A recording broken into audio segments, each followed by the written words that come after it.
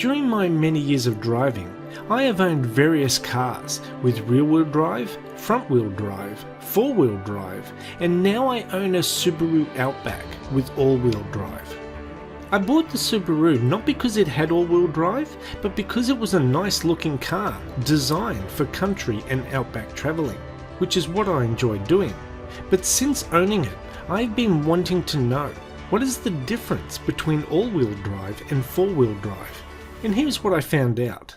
Four-wheel drive is not on all the time under normal conditions. Only the rear wheels drive the vehicle forward, while the front wheels spin freely. To activate a modern four-wheel drive system, the driver has to push a button or pull a lever to engage it. But four-wheel drive isn't meant to be on all the time, so you have to know when to turn it on and when to turn it off. But all-wheel drive is on all the time and mostly used in cars, and the computer manages the system.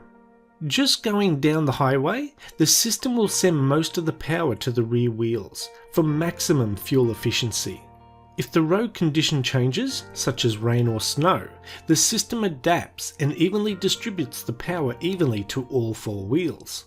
So you have maximum drive grip with little to no chance of wheel spin.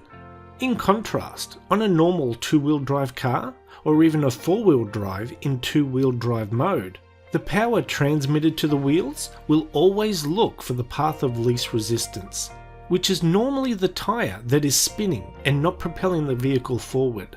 Most people will be familiar with this when it rains, when they accelerate off at the lights or at an intersection and the drive wheel just spins on the wet slippery road. All-wheel drive cars do not do this. Since owning my Subaru Outback, I have never spun my wheels on a wet slippery road, either taking off at the lights or turning at an intersection. When I drove my two-wheel drive cars and four-wheel drive in two-wheel drive mode, I would slip all the time, and I even spun 180 degrees in my Nissan Patrol. So what advantage does four-wheel drive have over all-wheel drive? Well, in extreme surface conditions such as loose stones, dirt, deep mud, snow or water, a four-wheel drive system can provide more traction and control for the driver. But vehicles still set in four-wheel drive mode can be dangerous once back on dry tarmac roads, as axles are not designed to rotate at the same speed in normal cornering. Four-wheel drive is better for off-road and extreme weather conditions, but is usually only turned on when required for those conditions. But all-wheel drive stays on all the time, and is better for more general driving conditions. Plus it gives the car a sporty feel. Both systems add quite a bit of weight to the vehicle, and you will end up paying for this at the fuel pump, as both types of vehicles are not very fuel efficient. Four-wheel drives because they are usually big and heavy, with heavy complex drive systems, and all-wheel drive because it is always active. I've been driving my Subaru Outback for 2 years now, and I love it.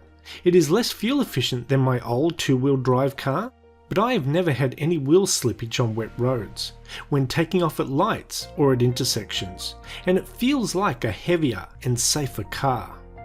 But even though you have all this extra safety and peace of mind, 90 to 95% of the time you are just driving around your local suburb, and it does bug me that I'm not as fuel efficient as other cars. To give you an idea how bad it is, my old 94 Mitsubishi Galant V6 front wheel drive got about 450 km per 60 litre tank in city and suburb driving. My 2006 Subaru Outback 4-cylinder gets about 350 km per 60 litre tank. So 2 cylinders less and I still get 100 km less per tank. It does make you think, is this constant all-wheel drive really worth the extra money?